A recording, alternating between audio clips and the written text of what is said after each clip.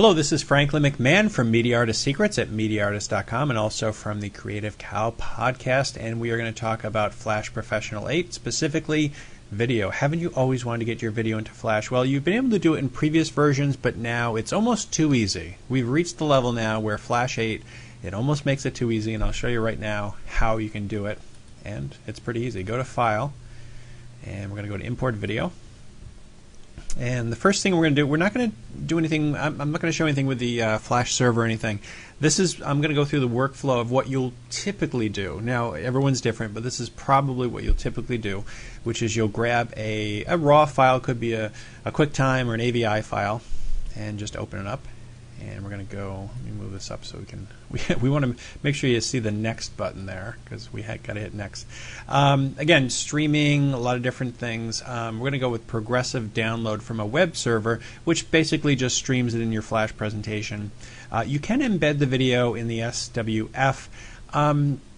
It's probably not a good idea because it tends to make files very, very large. So, you know, if you think about it, your whole entire movie is in the SWF file, and that can make it very, very big. So what we want to do is create a Flash presentation and stream it from the web server. That means the movie could be like an hour long and would take up very little space in your Flash file. So let's go to Next. All right, here we go. We're going to actually go to the custom settings right here. Now, you can see there's Flash 7 and Flash 8. The difference is that Flash 8 uses a new codec. Actually, I'm going to go to Advanced. Here it is, on 2. Sorensen Spark, I don't know why that's hard to say, was used in previous versions, and Flash 7 supports that, and Flash 8 supports the new one. So, now, here's the trade-off. The new codec works phenomenal, but you need the Flash 8 player to fully take advantage of it. So keep that in mind. If you want to be backward compatible, use maybe some of the older presets. If you want to be on the cutting edge, like we always are on the cutting edge, you can do that. So we're going to look at our video first. This is a scene from a montage, and we have Amanda flipping around, and she actually she flips a little too much and gets slightly dizzy. So we want to trim that out. You can actually trim right here. We want to cut just before that.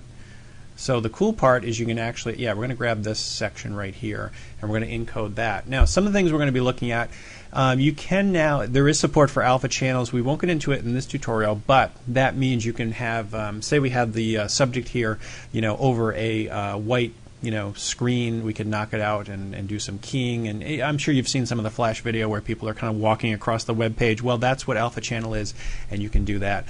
Frame rate, we're going to keep the same. Keyframes, we're going to do automatic. We're not going to encode any audio, although we certainly could do MPEG. I'm going to keep that off from now. We're going to keep the quality on high.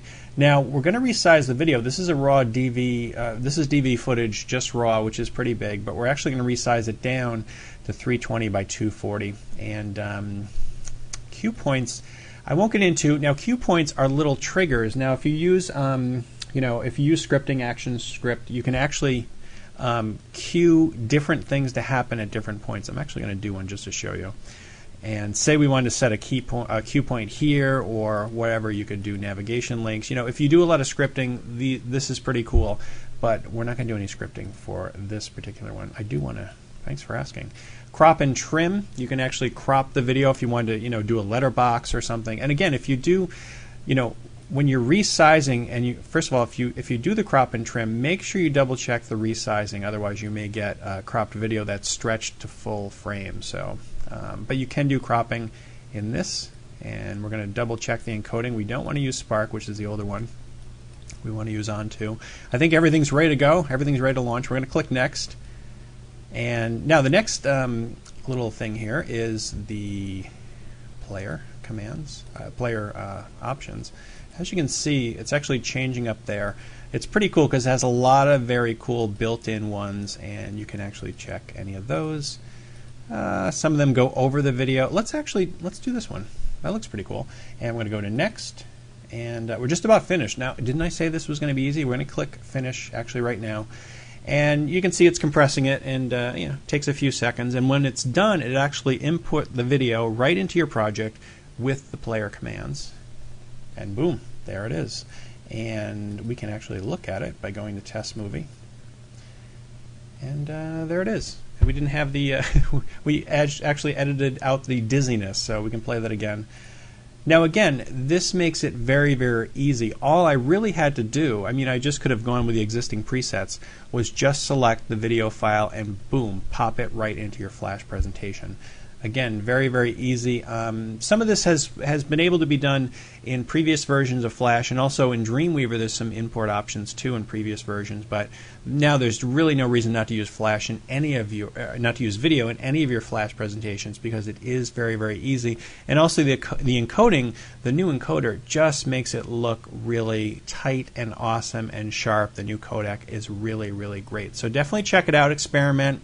Again, we're going to probably see a lot more video in Flash presentations, which is good because it allows you to do a lot more creatively. So anyway, check it out. That's in Flash Professional 8, the new video import options.